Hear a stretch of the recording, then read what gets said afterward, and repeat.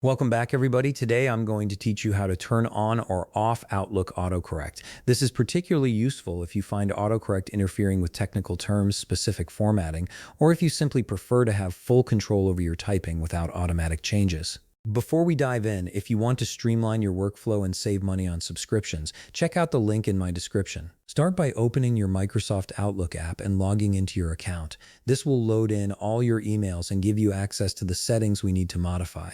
Make sure you're fully logged in before proceeding to the next step. Once your email has loaded, navigate to your File menu. You'll find this located on the top part of your screen where all your tools and menus are positioned. Click on the File tab to open up a drop-down menu with various options for managing your Outlook settings. Once the File menu has opened, take a look at the very bottom of the menu.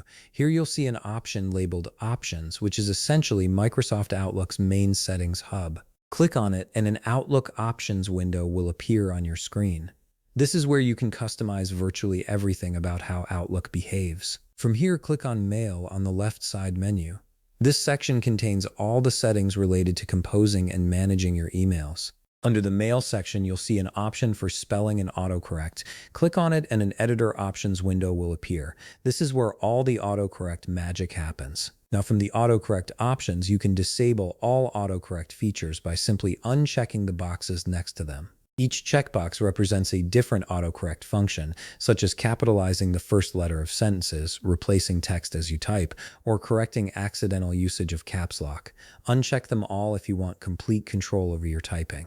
And if you decide to turn it back on again later, just click on every checkbox to enable all the autocorrect features once more. Finally, click on OK to retain the changes you've made. Outlook will save your preferences and apply them immediately to your email composition going forward. And there you have it. You've successfully customized your Outlook autocorrect settings to match your personal preferences. If you found this video helpful, please leave a like, subscribe, and see you in the next video.